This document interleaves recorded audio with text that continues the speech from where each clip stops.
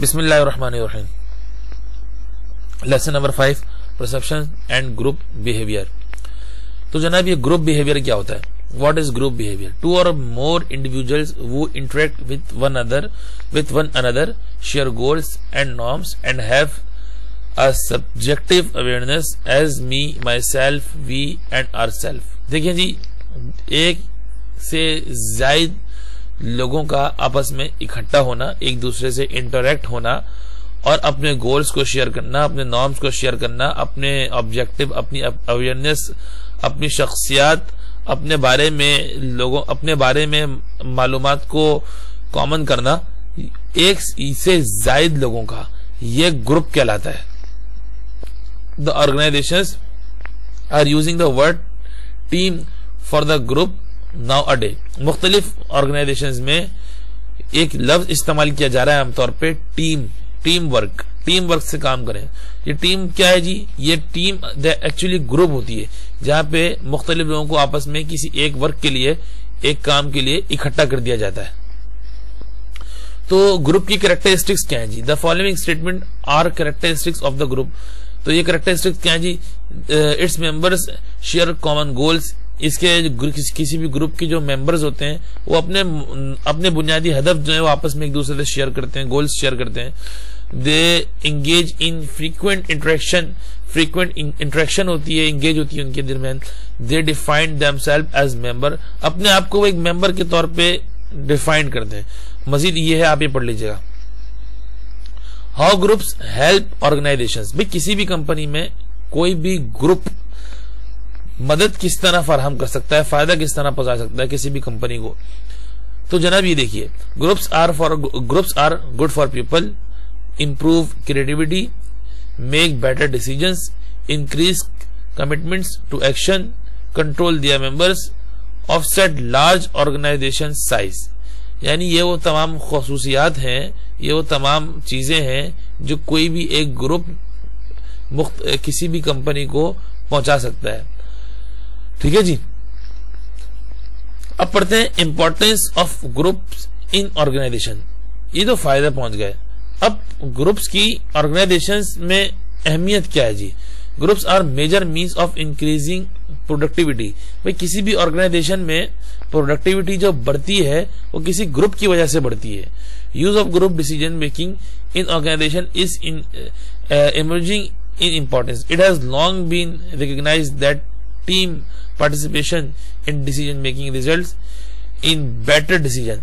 भाई जब ग्रुप किसी ऑर्गेनाइजेशन में होते हैं किसी कामों के लिए, देखिए एक अपर मैनेजमेंट होती है, अपर मैनेजमेंट का एक अलग ग्रुप होता है, लोअर मैनेजमेंट का एक अलग ग्रुप होता है, जो एम्प्लॉयज और वर्कर्स हैं उनका एक अलग ग्रुप होता है, और आपस में किसी भी चीज पर डिसीजन लेने के लिए ये सब सर जोड़ के फैसला करते हैं। अगर ये ग्रुप ही ना बना हुआ हो, एक दूसरे से अवेयरनेस ना हो, एक दूसरे से अपने गोल्स शेयर ना करते हो, तो किसी भी चीज पर डिसीजन नहीं ले सकते। हर बंदे की अलग अलग राय होगी। ये मजीद दो हैं, एग्जाम में ज्यादा से 3 आती हैं, आखिरी वाली और देख लेते हैं। It is common knowledge that group are the backbone of the organisation because of the system effect in which each group department is affected by at least one other group and each department affects the performance of the total organisation. क्या जी? बताया गया कि अगर कोई एक group जो है वो रीढ़ की हड्डी की हैसियत रखता है किसी भी ऑर्गेनाइजेशन में, और कोई एक ग्रुप या एक डिपार्टमेंट जब अफेक्ट होता है तो उसका असर दूसरे डिपार्टमेंट पर पड़ता है, और दूसरा डिपार्टमेंट अब जब अफेक्ट होता है किसी चीज से तो उसका असर पहले डिपार्टमेंट पर पड़ता है। भाई अवाम जो है, लोग जो हैं, वो कोई भी ग्रुप ज्वाइन क्यों करें?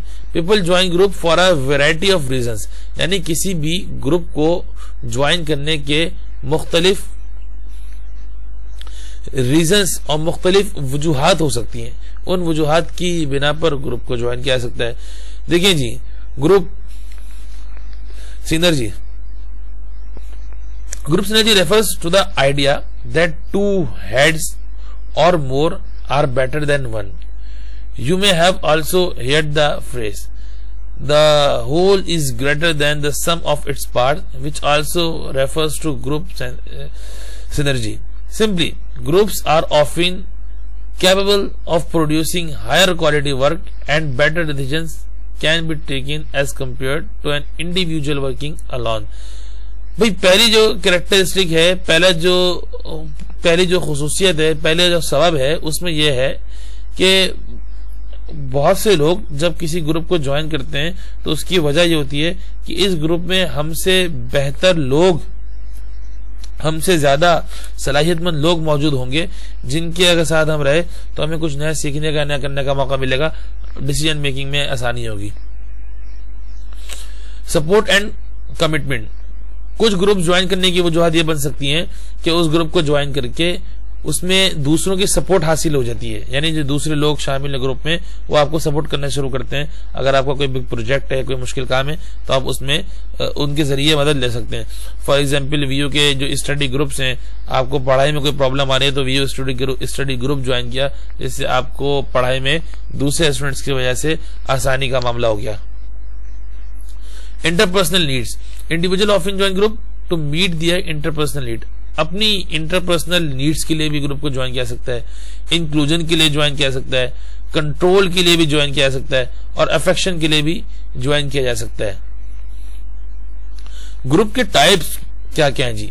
ग्रुप के बहुत सारे टाइप्स हैं। देखिए जी, ग्रुप के जो टाइप्स हैं उनमें आपको प्राइमरी ग्रुप मिलेगा, सेकेंडरी ग्रुप मिलेगा, रेफरेंस ग्रुप मिलेगा, इन ग्रुप मिलेगा, आउट ग्रुप मिलेगा, सोशल मिलेगा, वर्क मिलेगा, एंड कंट्राइव्ड और इमर्जेंट ग्रुप मिलेगा। अब जरा प्राइमरी ग्रुप देखते हैं।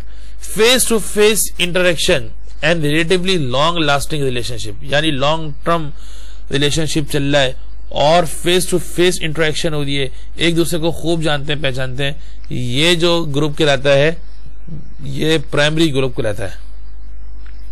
सेकेंडरी ग्रुप क्या है जी? बहुत सारे लोग हैं, मेंबरशिप भी है, लेकिन लेस इंटीमेट है, लेस लॉन्ग लास्टिंग है, लंबा अरसा नहीं चलने वाली है मेंबरशिप, लंबा अरसा ये जो मुलाकात है ये खत्म हो जाएगी बहुत जल्दी।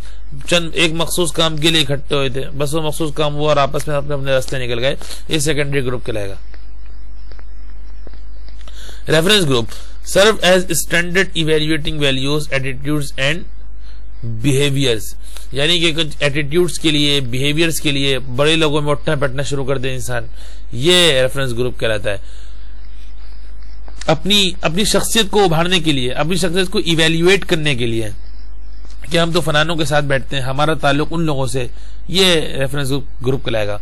इन group and in group is a social group towards which an individual feels loyalty and respect, usually due to membership in the group. This loyalty often manifests itself as an in-group base. Commonly encountered in group include family members, people of the same race or religion. कोई भी ऐसा group जिस group के हर फर्द को एक दूसरे के ऊपर 100% एतबार हो, एक दूसरे से 100% उम्मीदें हो, एक दूसरे से किसी किस्म के नुकसान का अंदेशा ना हो, वो इन ग्रुप कहलाता है। ये फैमिली ग्रुप कहलाता है। ये कोई रिलीजियस जमात का ग्रुप कहलाया जा सकता है, ये मस्जिद में नमाजियों का ग्रुप कहलाया जा सकता है, ये किसी तबलीगी जमात की जो जमातें निकलती हैं अल्लाह के रास्ते में, ये उनका ग्रुप कहलाया जा सकता है। अब आता है जी आउट ग्रुप।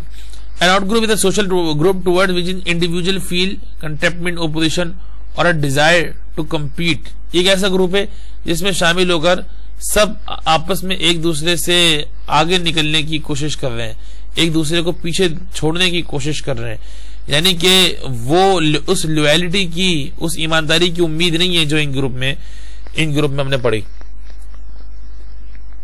सोशल ग्रुप क्या है जी?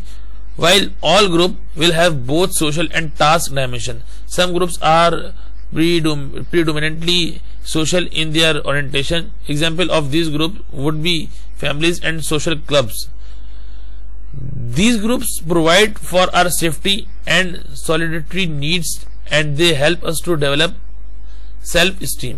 भाई किसी भी माशरे के लिए या किसी भी चीज को प्रमोट करने के लिए, अच्छाई को प्रमोट करने के लिए, कोई डायमेंशन क्रिएट करने के लिए कोई ग्रुप बनाया जाए तो वो सोशल ग्रुप कहलाता है।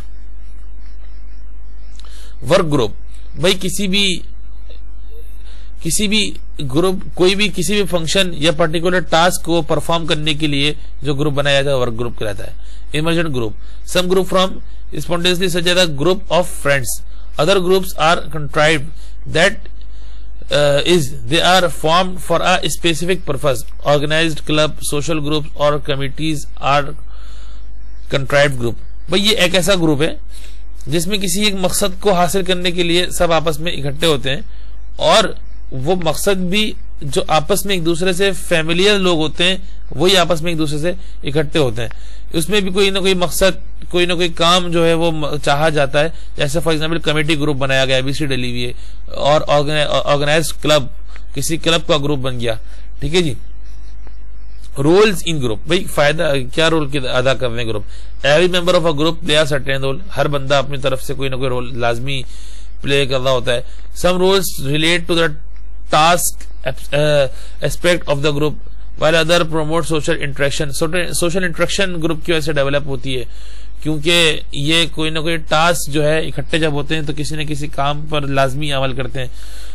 और third role is are self centred and can be destructive for the group. जो ये सेल्फ सेंटर्ड है, यानी कि इंसान की शख्सियत की अक्कासी करता है, शख्सियत को बेहतर बनाता है। अब आते हैं जी टास्क ओरिएंटेड रोल्स। अब जरा इनको मजीद जो है हम पढ़ते हैं। टास्क ओरिएंटेड रोल्स में क्या क्या चीजें शामिल है जी। इनिशिएटर, कंट्रीब्यूटर, पहले देख लेते हैं। These are several roles which relate the completion of the group task. भाई ग्रुप के टास्क क्या क्या मजीद हो सकते हैं। इनिशिएटर हो सकता है, कंट्रीब्यूटर हो सकता है, यानी कि जनरेट न्यू आइडियाज कर सकता है, यानी कि ग्रुप में कोई नई चीज किसी ग्रुप में लोगों की आसानी का बाइस बन सकता है। इंफॉर्मेशन सीकर हो सकता है, मालूमात देने वाला हो सकता है, मालूमात लेने वाला हो सकता है। ओपिनियन सीकर होता है। Opinion Sikar asks for the input from the group about it's values. Group की खादो खसो खाशाक जो है वो देखने वाला हो सकता है। इंफॉर्मेशन गिवर, मालूमात देने वाला हो सकता है, जैसे हमने ऊपर जिक्र किया था। एलोबरेट एक्सप्लेन्स आइडियाज, आइडियाज को एलोबरेट कर सकता है। Coordinator shows the relationship between ideas, ideas के दरमियान रिलेशनशिप्स को मेंटेन कर सकता है। ओरिएंटर हो सकता है, shift the direction of the groups discussion, group की डिस्कशन को मेंटेन कर सकता है। इवेल्युएटर हो सकता है, किसी यानी कि major groups actions against some objective standards. अच्छा जी। एनर्जाइजर हो सकता है, ग्रुप एक्टिविटी को हाई लेवल पे लेके जा सकता है। टेक्नीशियन हो सकता है, यानी ग्रुप के लॉजिकल फैक्ट्स के ऊपर बात कर सकता है कि लॉजिक भी है इस ग्रुप में, नहीं है। रिकॉर्डर हो सकता है, ग्रुप में रिकॉर्ड को सेव कर सकता है। सोशल रूल्स क्या है जी ग्रुप के। इंकरेजर होता है जी, और हार्मोनाइजर होता है, कॉम्प्रोमाइजर होता है, गेट कीपर होता है, स्टैंडर्ड सेटर होता है, ग्रुप ऑब्जर्वर होता है, और फॉलोअर होता है। ये तमाम छोटी छोटी कैरेक्टरिस्टिक्स हैं, वैसे इनको बयान करने की जरूरत नहीं है क्योंकि इनके नाम में तमाम के तमाम एस्पेक्ट्स आ गए। उसके बाद जी इंडिविजुअलिस्टिक रोल, जाती तौर पे ग्रुप जो है, कोई भी ग्रुप में जाती तौर पे कोई क्या किरदार अदा कर सकता है। एग्रेसर हो सकता है, यानी कि attack other group members, defeats the state of others and others aggressive behaviour, यानी दूसरों के स्टेटस को पीछे छोड़ सकता है, अपने स्टेटस जितना हाई कर ले। ब्लॉकर हो सकता है, और रिकग्निशन सीकर हो सकता है, यानी कि अब देखें कोई भी ग्रुप उसमें अच्छे बुरे लोग तो होते हैं। अभी जो इंडिविजुअलिस्टिक रोल है, इसमें हर इंसान अपने बारे में सोच रहा है। अब अपने बारे में सोचने में एग्रेसर तो आ रहा है, यानी कि दूसरों को पीछे छोड़ने की कोशिश में तो लगा भाई है। और ब्लॉकर क्या मतलब क्या है जी, रेसिस्ट कर सकता है किसी ग्रुप की मूवमेंट को या अपनी ग्रुप की मूवमेंट को। उसके बाद सेल्फ कंफ्यूजर होता है। सेल्फ कंफ्यूजर मतलब seek to disclose non group related feelings, opinion. इसके अलावा डोमिनेटर होता है, यानी कि उसको बादशाहत चाहिए ग्रुप में। हेल्प सीक होता है, दूसरों से तवज्जो तलब या मदद तलब करने वाला हो सकता है। स्पेशल इंटरेस्ट प्लेडर होता है, यानी कि दूसरों की दिलचस्पी का बाइस बनने की कोशिश कर सकता है वो शख्स। ये तमाम की तमाम चीजें यकसानियत में है। अच्छा जी, individual and group behaviour. Effective management requires an understanding of some systematic element of human behavior, your own and that of others. Directing, motivating and influencing people within outside your organization are key aspects of leadership. बात यह है कि individual and group behaviour, individuality जो होती है वो हर मर्तबा इंसान को नुकसान पहुंचाती है। इस जुमरे में जिस तरह हमने ऊपर पढ़ा कि जब ये लोग ग्रुप से निकल गए तो उन्होंने नुकसान क्या उठाया, कोई एग्रेसर बन गया, कोई ब्लॉकर बन गया, कोई सेल्फ कन्फेसर बन गया। तो इंडिविजुअलिटी जो होती है वो इंसान के अंदर अनायत और यकसानियत पैदा करती है, और ग्रुप जो है वो इंसान के अंदर इज्तिमाइयत पैदा करता है, और जब इज्तिमाइयत पैदा करता है तो उससे लोगों का सोशली फायदा होता है। और इंडिविजुअलिटी जो होती है ये इंसान का ना माशरी तौर पे कोई फायदा पहुंचा सकती है, बल्कि इंसान को जाती तौर पे भी नुकसान पहुंचाती है, क्योंकि वो तरह तरह की बीमारियों में, जैसे ऊपर चंद बीमारियों का जिक्र किया गया, उनको जिक्र किया गया है, उनमें मुब्तला हो जाता है। इसलिए जितनी भी दुनिया में ऑर्गेनाइजेशंस हैं वो ग्रुप लविंग पर्सन को पसंद करती हैं, और डायरेक्ट मोटिवेशनल जिसके अंदर स्किल्स हो उन्हीं लोगों को ऑर्गेनाइजेशन में लाना पसंद करती हैं, क्योंकि उनका यह ख्याल है कि यह बंदा मुस्तकबिल में बेहतरीन लीडर भी बन सकता है, बल्कि ये अपनी भी ऑर्गेनाइजेशन को चला सकता है। Chapter number 6 attitude and behaviour, ये अगले क्लास में पढ़ेंगे।